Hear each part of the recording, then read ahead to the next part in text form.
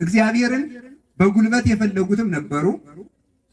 ፎቅ ሰርተው እግዚአብሔርን ለመውጋት ወደ ላይ ፎቅ የሰሩ ሰዎች እንደነበሩ ኦሪት ዘፍጥረት ምዕራፍ 11 ላይ ታሪኩን ታውቁታላችሁ፣ አልተርከውም። እግዚአብሔርን በጉልበት ፈልገው እናሸንፈዋለን ያሉ ሰዎች ነበሩ። እነዚህን ሰዎች እግዚአብሔር ግንባቸውን አፍርሶ ባቢል በሚባል ነፋስ ግንቡን ስላፈረሰው ከተማይቱ ባቢሎን ተብላለች። ባቢሎን ማለት ድብልቅልቅ ማለት ነው። የዚያ ጊዜ ዓለም አንድ ቋንቋ ይናገር የነበረ ብዙ ቋንቋ የተፈጠረው የዚያ ጊዜ ነው። አሁን በዚያ ቋንቋ ምክንያት ዓለም እየተባላ ይገኛል በእውነቱ ማለት ነው። ሰው ከቋንቋ በላይ መሆን አለበት እንጂ ቋንቋ ከሰው በላይ መሆን የለበትም። ሰው ከቋንቋ በላይ ሆኖ በእግዚአብሔር አርአያ የተፈጠረ ክቡር ፍጥረት ነው። መግባባት ከሆነ እኮ ቋንቋ መግባቢያ ብቻ አይደለም፣ መከባበሪያም መተዛዘኛም ነው። መግባባት ከሆነ እንስሳትም ይግባባሉ በጩኸታቸው ማለት ነው።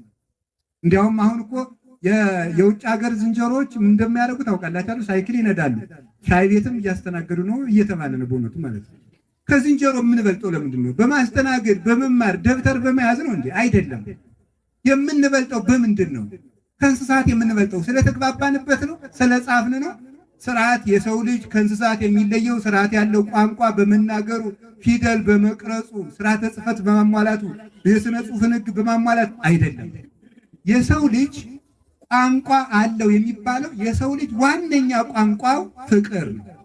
ያንን የያዘ ሰው ትክክለኛ ቋንቋ አለው። ምን አለው? ምንም ነገር ከሰው መብለጥ የለበትም።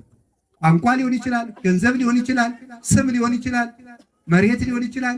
ማንኛውም ነገር ከሰው አይበልጥም። የመጨረሻው ክቡር ፍጥረት ሰው ነው። ቤት ተሰርቶ ከቤቱ ራስ ላይ ጉልላት እንደሚደረገው እግዚአብሔር 6 ቀን ፍጥረት ፈጥሮ የፍጥረት ጉልላት የሆነውን ሰውን መጨረሻ የፈጠረው ለዚህ ነው። ከፍጥረት ሁሉ የበላይ ንጉሥ ሰው ነው። እግዚአብሔር የሞተ ለሰው ነው። ሰማይ የተፈጠረ ለሰው ነው። ውሃ የተፈጠረ ለሰው ነው። መሬት የተፈጠረ ለሰው ነው። አራዊት እንስሳት የተፈጠሩ ለሰው ነው። ሰማይ የተፈጠረ ለሰው ነው። ሰው ከሁሉ ነገር በላይ ነው። አሁን ዓለም የሚበላላበት ምክንያት ከሰው ይልቅ ቁሳቁስ በመወደዱ ምክንያት ነው። ከዚህ የተነሳ ተመልከቱ፣ ሰዎች በቋንቋ እንዲለያዩ ያደረጋቸው እግዚአብሔርን በጥጋብ ይፈልጉት ስለነበር ነው። በልክ እግዚአብሔርን በፉክክር ጸሎት የፈለጉት ነበሩ። እነዚህም አላገኙትም። ማኒ የሚባል አንድ ሰው ነበረ። አንድ አህያ ነበረው፣ ጠፋው። ጸሎተኛ ሰው ነው። አህያዬ ካልተገኘ እግዚአብሔር የለም ማለት። እግዚአብሔር ደግሞ የልክ ጸሎት ስለማይወድ አህያውን ጠፍቶ ቀረ። ከዚያ በኋላ ምን ሆነ ማለት ነው? ይሄ ሰውዬ እግዚአብሔር የለም ብሎ ካደ፣ እሱንም መሬት ተከፍተው አጠቸው። እንዲህ ካላደረገ እግዚአብሔር የለም ብሎ ሲያስተላልቁት በልክ እግዚአብሔር አይገኝም፣ በጉልበትም እግዚአብሔር አይገኝም። በማስመሰል እግዚአብሔርን የፈለጉት ሰዎችም ነበሩ። ቃየልን የመሰለ ሰው ማለት ነው። እንክርዳድ አቅርቦ እግዚአብሔር አይበላው ምን ያደርግለታል ብሎ እንክርዳድ አቅርቦ እግዚአብሔርን የፈለገ ሰው ነበረ። ወደዚያም እግዚአብሔር አልተመለከተም። እንክርዳድ የሚባለው ክፉ ነገራቸውን ጨምረው ሰብስበው ቤተ እግዚአብሔር የሚገቡ ሰዎች ናቸው። በዓለም ያለ ተንኮላቸውን ለቤተክርስቲያን ይጠቀሙበታል። ቤተክርስቲያን ለማጥፋት እዚያ የሚጎነጉኑትን ምክር እዚያ ይመጡበታል። ሰዎች ዘረኝነታቸውን ይዘው ቤተክርስቲያን ይመጣሉ። ሌብነታቸውን ይዘው ይመጣሉ። ዝሙታቸውን ይዘው ይመጣሉ። ማጭበርበራቸውን ይዘው ይመጣሉ። አስመሳይነታቸውን ይዘው ይመጣሉ። ቤተክርስቲያን የቅዱሳን ስብስብ አይደለችም። እንደምታውቁት በኖህ መርከብ ውስጥ እባብም ነበር፣ ርግብም ነበረች። ታውቃላችሁ አይደል? በኖህ መርከብ ውስጥ እባብም ነበረች፣ ርግብም ነበረች፣ ዘንዶም ነበር፣ በሬም ነበር፣ ላምም ነበር። ቤተክርስቲያን የኖህ መርከብ ናት። እንደ እባብ ተንኮለኛ ሰውም አለባት፣ እንደ ርግብ ደግ ሰውም አለባት። ሁሉም የሚኖርባት ናት። ሁሉም ግን ቤተክርስቲያን ሳትጸየፍ አስጠግታው ትኖራለች፣ ገመናውን ሸፍና። ስለዚህ እንደ ቃየል በማስመሰል እግዚአብሔርን የሚፈልጉ ሰዎችም ነበሩ። በጥያቄ በጸሎት ግብር ገብተው በትህትና እግዚአብሔርን የፈለጉ ሰዎች ነበሩ። የሁሉ ነገር ምንጭ እግዚአብሔርን መፈለግ ነው። ሰዎች ጤና ከመጠየቃቸው በፊት የጤና ባለቤት እግዚአብሔርን ማግኘት አለባቸው። ሰላም ከመፈለግ በፊት የሰላሙን ጌታ እግዚአብሔርን መፈለግ ይገባል። ሀብት ከመጠየቅ በፊት የሀብቱን ባለቤት እግዚአብሔርን መጠየቅ ይገባል። ትዳር ከማፈላለግ በፊት ትዳር የምትሆን ባለትዳር የሚሆን ወንድን ሴትን የፈጠረ እግዚአብሔርን ማግኘት ይቀድማል። ከመሾም በፊት የስልጣንን ጌታ ማግኘት ይቀድማል። እንዲህ ሆነ እንደሆነ መንግስት ሳትፋለስ እስከ ፍጹም ትኖራለች ማለት ነው። ያለ እግዚአብሔር ፈቃድ የሚሆን ነገር የለም። ጊዜ ይኖራል እንጂ እግዚአብሔር የማይለውጠው ነገር የለም። ሁሉን አሳልፎ ይኖራል። እንታ አንተ አቅደምከ ሳልሎታ ለምድር ወግብረ ደዊከ እማንቱ ሰማያት እማንቱ ሰይት ሀጎላ ወአንተሰ ትሄሉ ወአመቲከኒ እየሃልቅ አንተ ክመ አቤቱ ይላል ሰማይና ምድርን አንተ መሰረት የእጅ ስራዎች ናቸው። እንደ መጋረጃ ለውጠ እንደ ብል ተበልተው አልቀው አንተ ለዘላለሙ ጸንተህ ትኖራለህ። አንተ ግን ያው አንተ ነህ ማለት እግዚአብሔር ሁልጊዜ እግዚአብሔር ነው። እግዚአብሔር ሁልጊዜ እግዚአብሔር ነው ማለት ምን ማለት ነው? ትናንት መጽዋች የነበረ ሰው ዛሬ ሌባ ይሆናል። ትናንት ድንግል የነበረ ሰው ዛሬ ዘማዊ ይሆናል። ትናንት ንጉሥ የነበረ ሰው ዛሬ ባሪያ ይሆናል። እግዚአብሔር ግን ሁልጊዜ እግዚአብሔር ነው። የማይለወጥ ንጉሥ እሱ ነው።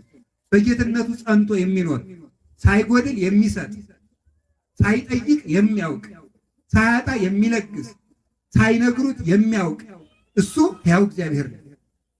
የአምር እግዚአብሔር ገቢረ ፍትሕ ፍርድን አጠናቆ የሚፈርድ እግዚአብሔር ነው። ይተአመር ብለው ይተረጉሙታል። ይተአመር እግዚአብሔር በገቢረ ፍትሕ እግዚአብሔር ፍርድ በመፍረዱ የታወቀ ነው። በፍትሑ ይታወቃል። እንደሱ ያለ ፈታሂ በጽድቅ ኮናኒ በርድ የለም። ስለዚህ እግዚአብሔርን የሚፈልግ ሰዎች እረፍትን ያገኛል። ሌሊት ተቀን ሊቁ ቅዱስ ዮሐንስ አፈወርቅ ደጋግሜ እንደምናገረው ዕቃ የጠፋንን ያህል እንኳን እግዚአብሔርን ብንፈልገው ምንኛ መልካም ነበር ይላል። ዕቃ የጠፋንን ያህል እንኳን እግዚአብሔርን ብንፈልገው። ሰው የገዛ ሞባይሉ እኮ ቢጠፋው እኮ ቤቱን በሙሉ ገለባብጦ ነው የሚፈልገው። እግዚአብሔርን ሳናገኝ ግን ውለን እናድራለን። እግዚአብሔርን በማጣታችን ነፍሳችን ደግሞ ጥያቄዋ አያርፍም። ሁልጊዜ ሰው አይረካም። ስለማይረካ ነው ይገላል፣ ይቀማል። ተሹሞ መሾም ይፈልጋል። አግብቶ ማግባት ይፈልጋል። ይዞ መያዝ ይፈልጋል። ሰው ለምንድን ነው ልቡ ማያርፍለት ካላችሁ የልብ ማረፊያ እግዚአብሔር ስለሆነ ነው። እስመ ዘባህቤከ ተመልከቱ፣ በአንተ በእግዚአብሔርነትህ በጌትነትህ ነጽሮተ ሁሉ ነባቢያን የአረፍ ነጽሮተ ሁሉ ነባቢያን ማየት የሚፈልግ ሁሉ የማየት ጥማት የፈለገ ሰው አንተን አይቶ ያርፋል። መስማት የፈለገ ሰው አንተን ሲሰማ ያርፋል። ማግኘት የፈለገ ሰው አንተን ሲያገኝ ያርፋል ይላል። እግዚአብሔርን ማግኘት የክብር መጨረሻ ነው። እግዚአብሔርን ማግኘት የዘውድ መጨረሻ ነው። የት ተቀን እግዚአብሔርን ፈልጉን። ቅደም ተከተሉን አናዛበው። በልቶ ከመጣጠብ ይውላችሁ ጋግሮ መዝራት ነው ዘርቶ መጋገር ነው የሚቀድመው? እስኪ ተናገሩ እስኪ ባሉ ንገሩኝ። እንጀራውን ብትዘሩት ይበቅላል? ስለዚህ ከምንፈልገው በፊት እግዚአብሔርን እንፈልግ። እግዚአብሔርን ስናገኘው በእግዚአብሔር ሁሉ ይገኛል። ምክንያቱም እግዚአብሔር ምን የያዘ በመሆኑ ማለት ነው። እግዚአብሔርን ዓለምን የያዘ በመሆኑ ይህ ጥያቄ በብዙ አባቶች ጥያቄ ሆኖባቸው ለፍተውበታል። አብርሃም እግዚአብሔርን ሲፈልግ ኖሯል። ይስሐቅ አይቴኑ በጉ ለመስዋዕት እያለ ሲፈልግ ኖሯል።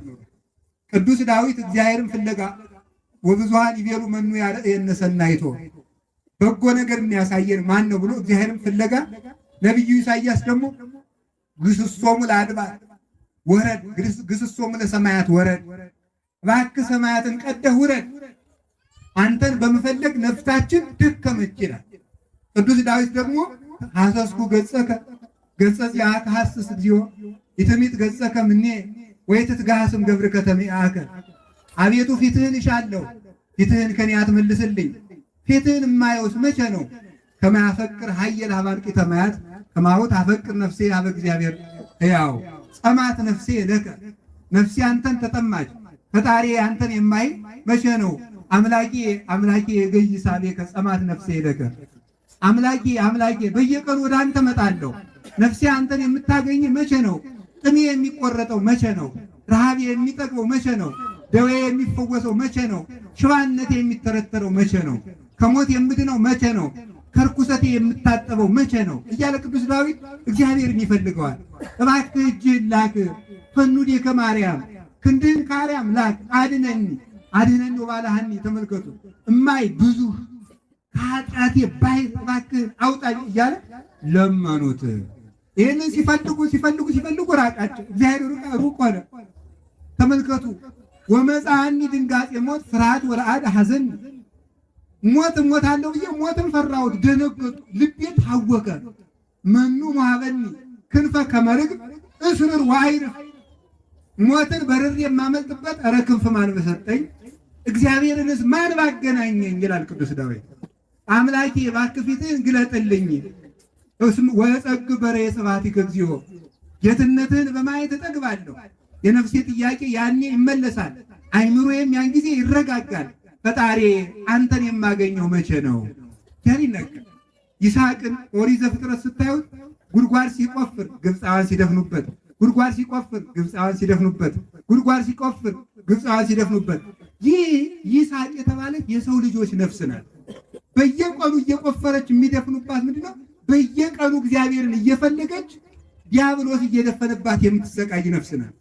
ሰኞ ሌሊት ትተጋለች፣ ማክሰኞ እንቅልፍ ያመጣባታል። ረቡዕ ትተጋለች፣ ሐሙስ ይጥላታል። ዓርብ ንጹሕ ትሆናለች፣ ቅዳሜ ዘማዊ ትሆናለች። ታቅዳለች፣ ይፈርስባታል። ትመኛለች፣ ታጠዋለች። እንዲህ ያለች ነፍስ ናት። አቤቱ ፈጣሪ ፍትህን የማየው መቼ ነው አለና ቅዱስ ዳዊት እንግዲህ ይህንን ፈጣሪ ማግኘት አለብኝ። ግራው ምግብ ያለ ጦር ድል የሚነሳ ጌታ፣ የጥበብ ምንጭ፣ ሳይሰለች ሁሉን የሚመግብ ሳይጸየፍ ሁሉን የሚያነጻ ፍጥረትን ሁሉ የሚያስተዳድር እንደ እግዚአብሔር ያለ ማን አለ? እሱን እፈልጋለሁ አለና ኢይሁበን ኖአመ ላዕይንቴ ወይ ድቃሰ ለቀራንብቴ እስከ ረክብ መካኑ ለእግዚአብሔር ወማኅደሮ ለአምላከ ያዕቆብ። የያዕቆብን ፈጣሪ እግዚአብሔርን እስከማገኝ ድረስ ኢይሁበን ኖአመ ላዕይንቴ ዓይኖቼ እንቅልፍ አልሰጣቸውም። ወይ ድቃሰ ለቀራንብቴ ለሽፋሽፍቶችም ማንጎላቸትን አልሰጥም። ወይ ረፍተ ለመላትህየ ለጉንጮችም ረፍትን አልሰጥም። አመሰግናለሁ የእግዚአብሔርን ማደሪያ እስከማገኝ ድረስ እንቅልፍ አልሰጠውም። ለሰውነቴ እደክማለሁ። ወበአንብዕ አራስኩ ኩሎ ምስካቤ በእንባዬ ደግሞ አልጋዬን እያራስኩ አድራለሁ። ወበላይኩ በኀቡ በኩሎሙ ጸላእቴ በጠላቶቼ ዘንድ ሁሉ እንዳሮጌ ጨርቅ የተናቅሁኝ ሆንኩኝ። ፈጣሪ አንተ የምትመጣ ተመልክ ነው ደክማ አዕይንተ እንዘ ይብላ ማይዜ ትመጽእ ወታስተፈስሐን። አቤቱ ፈጣሪ ያንተን ተስፋ በመጠበቅ ዓይኖቼ ደከሙ። መቼ መጥተህ ጥያቄን ትመልስልኛለህ? እስከ ማይዜኑ እግዚኦ ተረሳኒ ለግሙራ እኔን የምትዘናጋኝስ እስከ መቼ ድረስ ነው? እስከ መቼስ አትፈርድልኝም? ሲሳይ ኮነኒ አንብዕ እንባዬ ሲሳይ ሆነኝ አለ ቅዱስ ዳዊት። ሲጠጣ እንባውን እያንጠበጠበ አብሮ የጠጣው ነበር። ፈጣሪ አንተን የማገኝ መቼ ነው ብሎ ሲያዝን ኖረና አንድ ቀን ሱባኤ ገባ። ሱባኤ ቢገባ ረሃብ ተከልክሎ ከዙፋኑ ወርዶ ሰራዊት አልጎደለለት ጠላት የጠፋለት ዘመን ዳዊት ነው። ያህል ንጉሥ 40 ዓመት ያለ ጠላት የገዛ ንጉሥ እግዚአብሔር የሚታይ ዳዊት በውጊያ ቢገጥም ድል የሚነሳ ጀግና ነው። ሰራዊት በተሰለፈበት ምሽግ በተመሸገበት ዳዊት መጣ ሲባል የጠላቶቹ ሰራዊት እንደ ግንብ ይናዱለት ነበር። እንዲህ ያለው ቅዱስ ዳዊት ገና በስሙ የሚፈራው አንበሳ በጡጫ ነምር በእርግጫ ብሎ የሚገለው ዳዊት 6 ክንድ ቁመት ያለውን ብረት የለበሰውን ጎልያድን በጠጠር የገደለው ዳዊት አንሰነዳይ ወምስኪን እኔ ፍጹም ድሃ ነኝ፣ እኔ ትል ነኝ እያለ ፈጣሪውን ፍለጋ ያድር ነበረ። ፈጣሪውን ፈልጎ እንዲህ ብሎ እግዚአብሔርም አይዘገይብና ጥያቄውን መለሰለት። ዳዊት እግዚአብሔርን የታገኘው ናሁ ሰማይናሁ በኤፍራታ ወረከብናሁ ውስተ ቁመ ገዳም እግዚአብሔርን በኤፍራታ ሰማሁት አለ። ሁላችንም እግዚአብሔርን ለመስማት ያብቃን። እንደ ዳዊት እግዚአብሔርን ያሰማን።